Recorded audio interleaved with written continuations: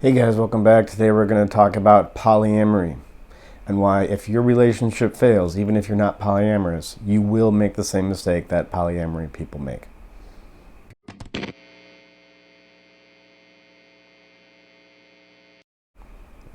So we got a question from a listener who was recently affected by a tragedy due to a polyamorous relationship, and this is what happens that nobody wants to talk about, is that the fallout from these polyamorous relationships.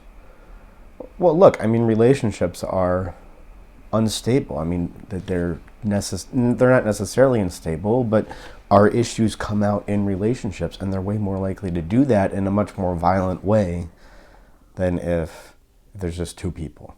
Right? It just minimizes the amount of negative feedback you can ping off each other.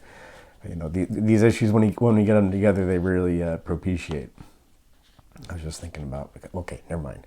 These issues, they get together, they propitiate each other. So in a polyamorous relationship, it's more likely to have tragic fallout, and this listener experienced some tragic fallout. She's not in a polyamorous relationship, but she knows somebody who is whatever, and so she's angry at this. She's angry at polyamory, and she's making all these reasons for why. I mean, she's not saying we should ban it, but I think she wants more negative moral condemnation around it. And she says, look, it hurts families. Children can't function well. It hurts the next generation. There's more issues, perhaps. I don't know if that's necessarily true. This video, of course, will not be about the rightness or wrongness of polyamory. If you want a discussion on that, there's probably a philosophy ethics channel that will discuss about that. Discuss more about that. This is going to be more about what is polyamory, why does it happen, and even though most of us aren't polyamorous, how can we see our own lives, our own relationships reflected in any problems or maybe good parts in a polyamorous relationship. But the main question I have, so this questioner has an issue or question for me. The main question I would ask her or anybody else is, if polyamory upsets you to the extent that it does, why exactly is that? So first, if you don't know what polyamory is, it's an open relationship. It's it's this thing that's been around forever, but now we have a name for it. It's become a political cause. And when enough people have a neurosis, which may infuse some polyamory, I'm not here, that's up between each individual member of the relationship and perhaps their therapist or priest or whatever. But if there are issues, there's always been polyamory. It just was an open relationship or some guy sleeping around and all the women know about it, but they don't care. If you're an NBA All-Star, they're more likely to let you get away with that, right? So, I mean, these things have been around for a while. Now we have a name for it, right? Because as I was saying, if enough people have the same neurosis, then it becomes a political cause and there's a flag and everything. And I mean, people are probably doing it more often, maybe we're just talking about it more, who knows? I mean, that's my, sneaky suspicion about the sexual revolution. Was it really a sexual revolution? Maybe, or just people talking about it more. I mean, you look at some stats from like the 20s or something, and that's a whole other issue. Not going to make a point about that now. So that's what polyamory is, just open relationship. You can see other people. One of the people in the relationship can see max 3 other people. There's, infinite different iterations of it. But there's really 4 main types of poly people. The nerds, the uglies, the alpha betas, and the trauma club. Also, there's a 5th, allegedly, the normies. I have not seen it, but we'll talk about that. So the first one, the nerds. I mean, these are guys like, I think of, is it Diana Fleischman and Jeffrey Miller? I mean, he's a evolutionary psychologist, and he's read some interesting books and has interesting takes. I don't know. I just like the guy. I don't agree with him. I mean, not that of course, I don't agree with everybody on anything. I don't agree with what I said last week. But anyway, so they're in a polyamorous relationship, and you can see what they do. They're like, okay, we did all this research, and humans are similar to bonobos, and they're openly polyamorous, and so maybe we'll have more monogamy. Okay, we did the ratio of our brain size to our testicle size. to determine exactly how much polyamory there needs to be for there to be a healthy relationship. So maybe not as much as bonobos, but more than we do now. And there's just this intellectual, this should be how it is. Not taking into the fact consciousness, your values. Of course we evolved, evolutionary psychologists, but we also evolved the consciousness. We can't just take it back to the ratio between our testicle size and our brain size. Although that is interesting to look at. It helps to inform your view. So that's the one type, the nerds, just the spurgy, able to feel intense, maybe rageful jealousy and go, oh, isn't this interesting? Oh, what a fascinating, which can really help you in therapy, but it can also hurt you in therapy. A lot of it, intellectualization. The other type of polyamory people are the uglies or the fatties maybe. And look, and no criticism, right? This is why you see couples who swing. A lot more couples who swing who are in their 50s than in their 20s. A lot more of that. Why is that? Well, because you're old and fat. It's fine. It happens. It's more difficult to stay in shape, and you go bald, and you get whatever. And so you're less likely to be sexually attracted to your mate. So what you do is you watch your husband or wife have sex with somebody else. I mean, would be an extreme form of polyamory. Or you just imagine them out on a date with somebody else, and that gets your juices going. Right? It's a good way to make up for the fact that neither of you are 20 anymore, and when you take your clothes off, stuff goes down as opposed to staying still, right? So that's another type. The third type is the alpha betas. This can be either typically it's a guy or two girls, or a girl and two guys, and this is where an alpha guy or alpha girl takes advantage of two beta women or beta men, respectively, or whatever. I mean, there's probably gay and lesbian versions of this, and you could tell that there's you see pictures of these people and they interview them and they're all together. They find the 6 weeks out of the year where they're not at each other's throats, and come on. Do I need to draw a diagram here? Okay, that this dude, he's just he can get away with this. Look at him. This chick, look at him. Look at her, and look at these two other dudes. She was probably dating one of them, and then she goes, I'm into open relationships, and just because he doesn't want to lose her. Because how did I land such an attractive woman? He goes, oh, okay. And he convinces himself. He's probably a big nerd, so he does, there's overlap between these different types. So he does what the nerds do. Then there's the trauma club. These are people who are clearly just living out, perhaps even sexual trauma. And you just got to be honest about it. It's very real. But I'm not going to say just because you may be living out trauma in these polyamorous relationships, right, that's the issue that people make. Even if that is true, that doesn't denigrate it in any way. It only denigrates it if you're really not aware of what you're doing. We're going to talk about it.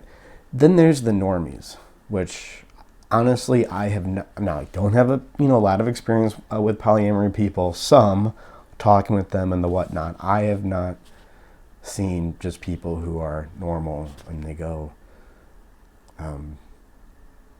this is just what normal people do. There's always something going on, one of the previous four. Maybe not.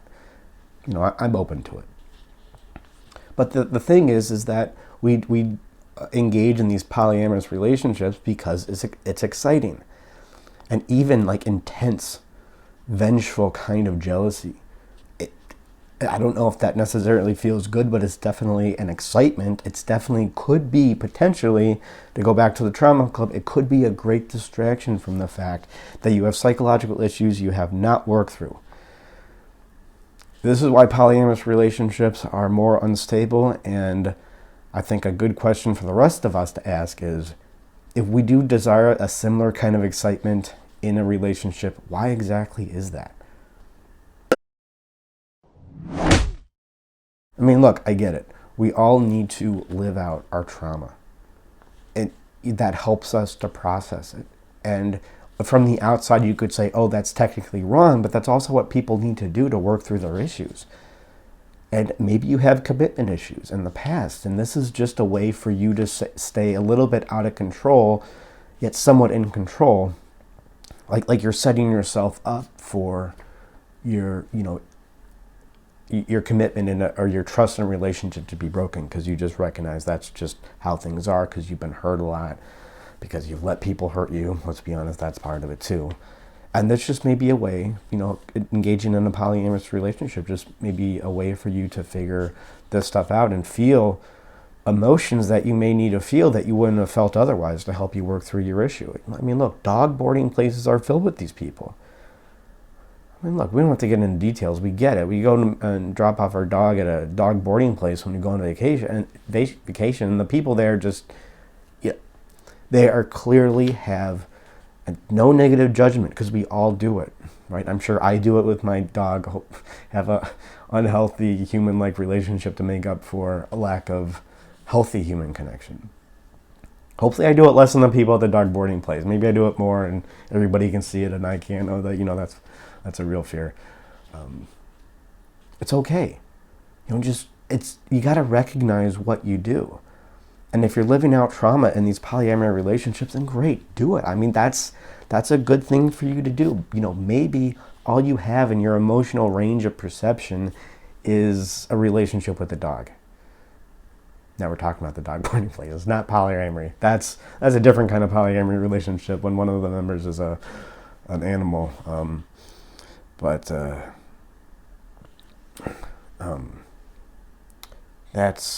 So your relationship with your dog, right there. So there's some lack of human connection there. So you need a dog to fill that hole. But that's just recognize that that's your issue. Just recognize that it's your issue. You understand? Same thing with drugs. Like, I'm not opposed to drug use, but to whatever extent you use drugs to avoid reality, then it's a problem. And only you, it's only a decision that you can truly make, ultimately. You and maybe your therapist, is why do you use drugs? Why do you call your puppy schnookums? Right? Why are you in polyamorous relationships? So, when I go to the park in summer, I take off my shirt and I say "Sun's out, guns out." This is clearly making up. That's the joke. This is clearly making up for a lack of attention from my father. That's for me to decide to what extent that is true, and if I want to continue to, take my shirt off and say "Sun's out, guns out," I'm allowed to do it. People are allowed to say, "Dude, what are you doing? This is weird. You're getting in your 40s and you're still making these jokes. It seems like you really, need this attention from your father." It's their right to question me, but it's totally my right to do it. But as I said before, when enough people have the same neurosis, then it becomes a political cause. And I think one of the fears of polyamory, and it's not totally unfounded, is that it could potentially ruin society. The thing when it comes to building a society is you need to focus. You really need to, like I always say about dishwashers, the guy who invented a dishwasher, at least for a couple months of his life, he had to go out into the garage behind his house and just focus on that and not get distracted with a bunch of other things, not get distracted by things that would potentially be way more of a distraction for him because he's a human. Okay. So he's going to like heroin because heroin, it mimics these chemicals in our brain that make us feel good. Okay, that's one thing we could potentially be distracted by, to keep us from focus. Another thing like that is jealousy, relationship dynamics, relationship drama, just feeling that the highs and the lows, the exaggerated highs and lows of what it must feel like to be in a polyamorous relationship.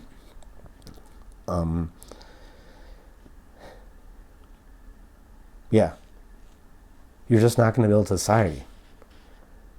So it's like, fine if you can do it for a certain amount of time. Same thing with drugs. I would never want to make a drug illegal. I would never want to tell somebody what they can or cannot do with their consciousness. I would never want to tell somebody what they can or cannot do with their bodies or in a relationship. But there is that thing in the back of our mind, and I think it's maybe triggering this listener and why she's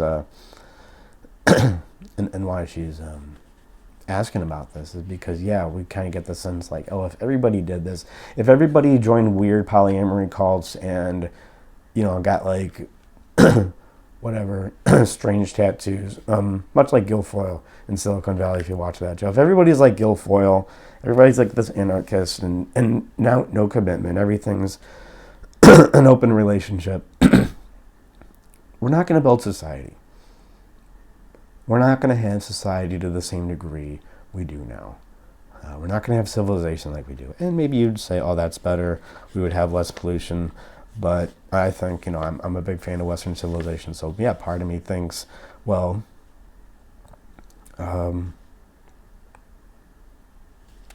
yeah, it's it'd be more difficult to have the civilization we do have.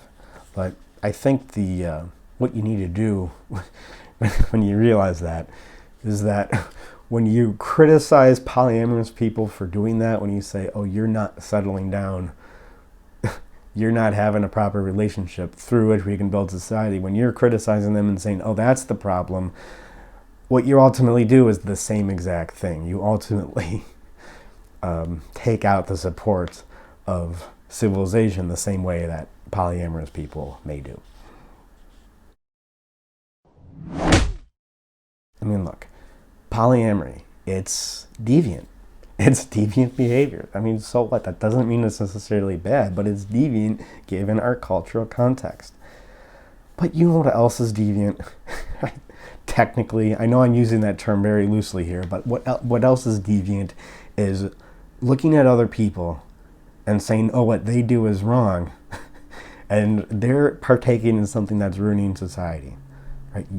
By you doing that, right, because we can't have a society of people who's just pointing the fingers at everybody else. By you doing that, you're partaking in the same kind of activity. And we can argue all day about to what extent your activity affects other people versus what extent their activity affects other people. Good luck with that. It's like, who has it worse, men or women?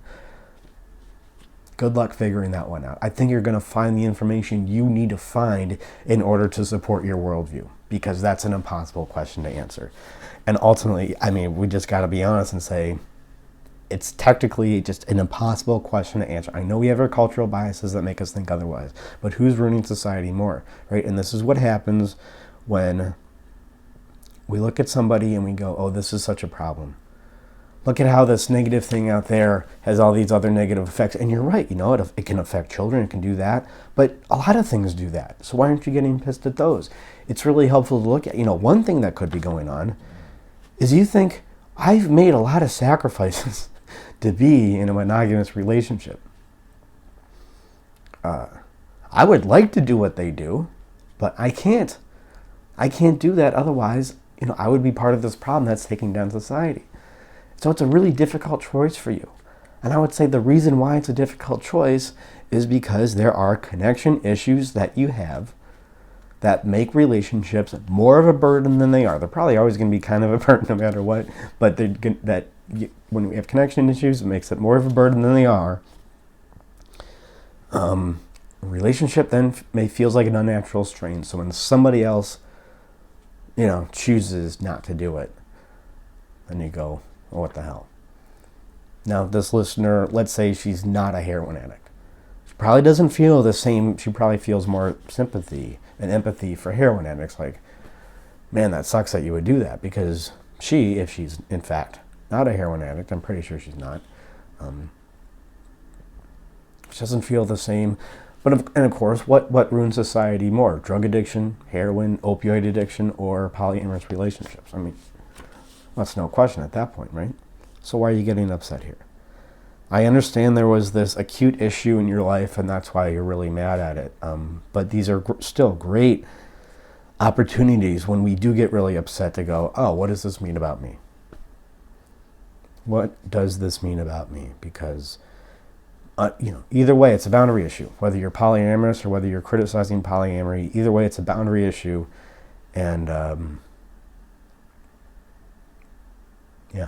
you don't know who you are.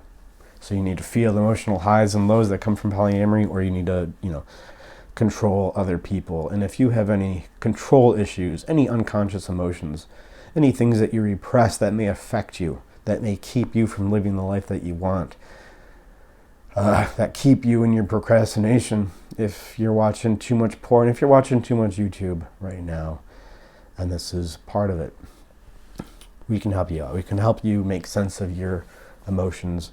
Excuse me.